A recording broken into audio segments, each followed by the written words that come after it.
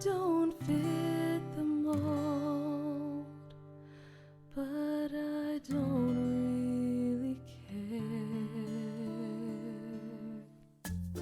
care. Hey guys, and welcome to episode 3 of My Autistic Mind. Today I have decided that I would like to talk about stimming, which is another trait that a lot of people on the spectrum have. And for me, stimming or self-stimulation is a way that I express myself, or it is a way to deal with negative sensory input and overstimulation, or it's also a way to just soothe myself. And I have different ways that I like to stim. For instance, my favorite stimming habit is looking at or rubbing my favorite sweaters. If I'm wearing a fluffy sweater, like I am right now, I'm wearing a sweater dress, I like to rub it and I like to look at it. It calms me down when I'm nervous, and it's also a way for me to express that I am happy about something or that I'm just feeling good. And it does help to block out some negative sensory input sometimes. Another way that I stim is when I am anxious about something. I basically hit my arm against my hip like this. Like it's basically when I'm anxious and I'm like, hurry up, hurry up, hurry up. It's like my hurry up stim, because I'm getting really anxious about something and I'm like, I'm running out of time, or this is taking too long and I'm getting nervous and I'm freaking out. Another way that I like to stim is when I have my Crystallite water bottle with me. I like to do this when the water just hits the lid, not really softly, but when it hits it just hard.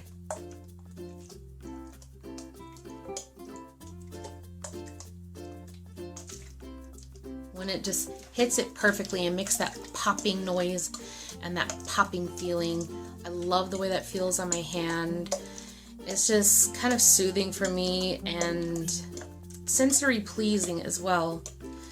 That's actually another reason that I stim, is for positive sensory input and to get my sensory fix.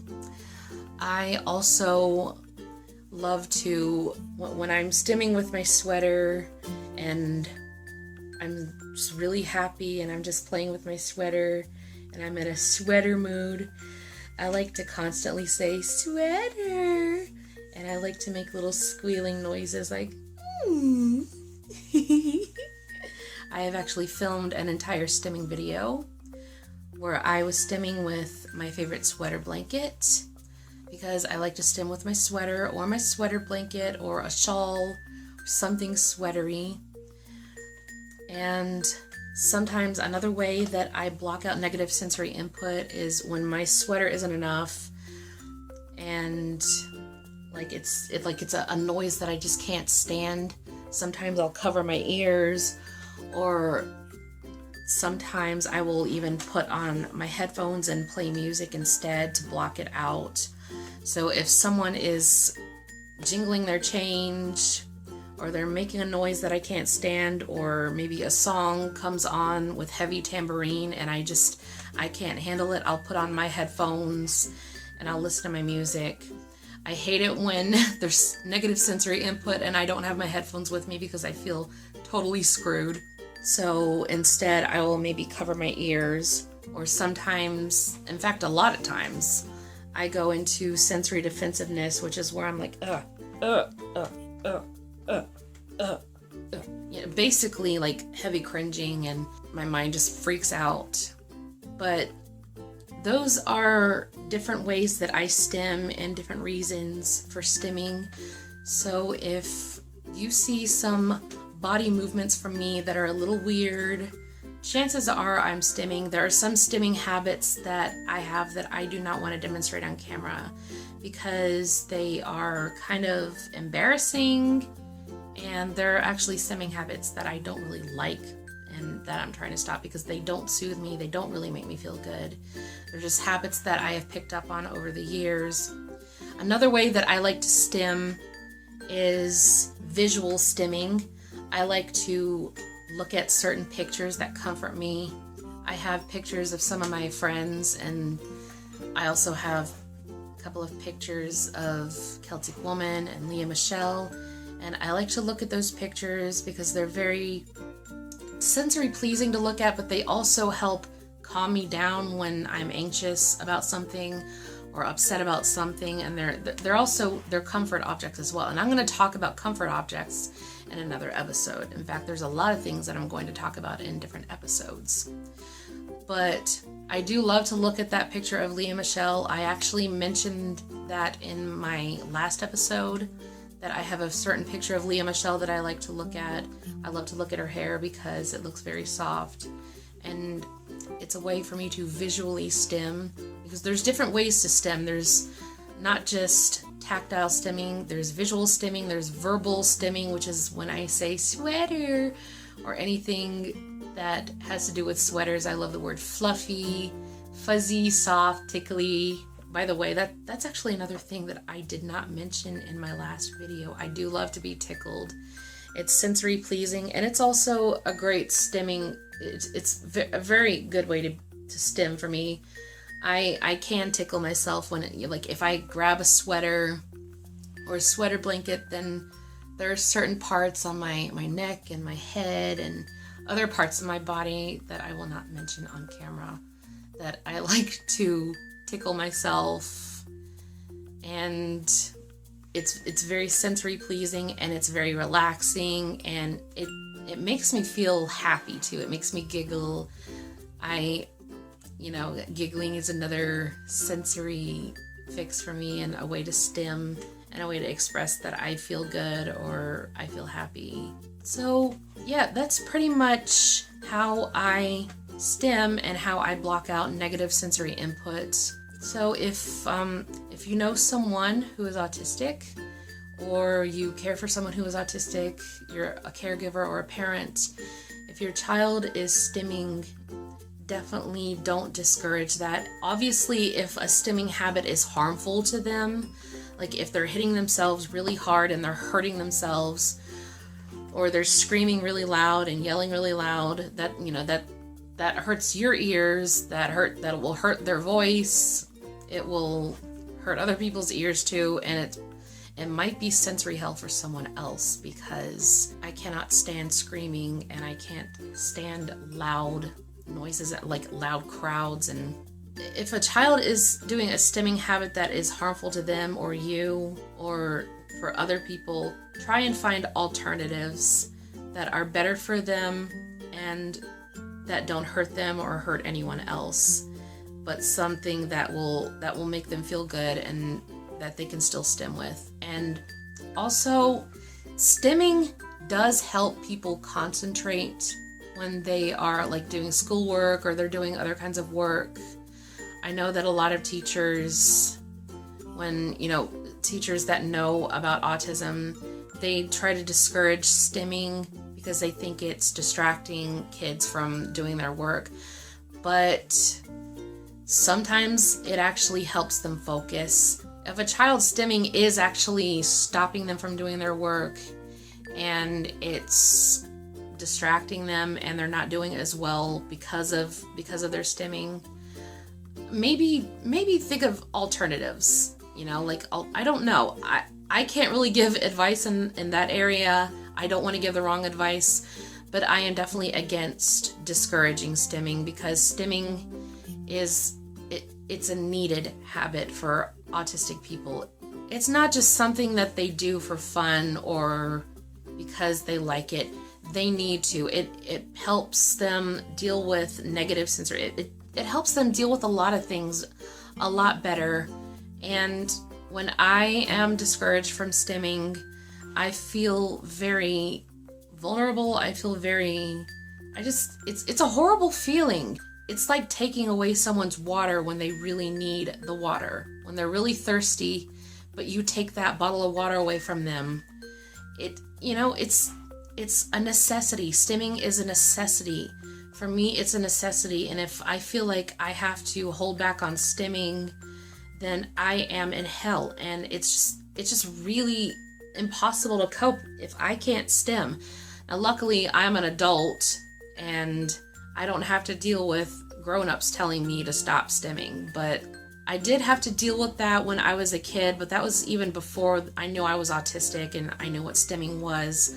But when I would play with my sweater or stim with it, I was criticized for that and discouraged because maybe it was distracting to me or other people. I don't know how to explain it, but don't discourage stimming, please. Please don't, because it's a necessity for autistic people. And some of them, it's an absolute necessity because it helps them cope with the most difficult situations. I have a friend who, in certain situations, she has to stim, or she basically feels her body disappearing on her. Like she feels like her body, she can't feel her body. Like, she knows that her body is still there, but she can't feel it, and she gets really upset if she can't stim. And she feels her entire body disappearing little by little, and until she feels like she's like floating in space, and she really hates that feeling, and it's a really scary, unnerving feeling for her. Like, she can explain it a lot better, but this is just the best that I can explain it. Don't discourage stimming, please. Let us stem on and let us just be autistic. Even if you find it embarrassing, if it's embarrassing to you, if that's what your problem is with stimming, if it's embarrassing to you, then you really need to get over that. You really need to think, why is this embarrassing to me? Why do I care so much about what other people think? They're not hurting anyone. I'm not hurting anyone. So why am I so embarrassed? No one's getting hurt in this. Nothing bad is happening. So what? This person that I'm with, this child that I am caring for, or this friend of mine, they're just stimming. They're not hurting anyone. They're not hurting themselves. They're just a little different. Why am I so embarrassed? That's something that you need to figure out for yourself. But please don't project that onto the autistic person, because that will make them feel really ashamed of themselves, and it will make them feel like they can't stim around you. It'll basically just take away their safe place. Their stimming is their safe place. It's like their safe haven. When they can stim, and when they know that they're not going to be criticized by a loved one for stimming, it's a safe place for them. And it's a place where they can just let loose and just be themselves, express themselves, calm themselves down, or deal with negative sensory input better, live better. It helps us to keep going. So please, like I have said 4,000 times, don't discourage it, because stimming is part of their well-being, and we need to stim. Even if you find it embarrassing or weird, you've got to ask yourself, why am I so embarrassed? Why do I care so much about what strangers think or what other people think? Even if you've got friends that look at you weird because a loved one is stimming, well, ask yourself, are these really my friends? And if I tell my friends and they don't listen, then they're really not my friends. If I tell them and explain things to them and then they get it, then yeah, that's a good friend. But yeah, if they're still judging you and criticizing you and not listening, they're not your friends, and that is their problem, and you have nothing to be embarrassed about. We should not be ashamed of our stimming habits, and you shouldn't be ashamed for us and embarrassed for us. So please, please do not discourage stimming. I cannot say that enough. Just like I cannot say enough, please respect their sensory triggers. Please listen to your loved ones who are on the spectrum. Even if you think that you're helping them, you may actually be hurting them. Even if you don't intend to, please listen to them and please accept them, and please do not criticize their habits or discourage them, because if they're not hurting you and they're not hurting themselves, then let them do their thing. You have nothing to be embarrassed about. They have nothing to be embarrassed about. So what? They look different. What's wrong with different? No one is getting hurt. Nothing bad is happening. So what? It might look a little weird, but weird is not always a bad thing.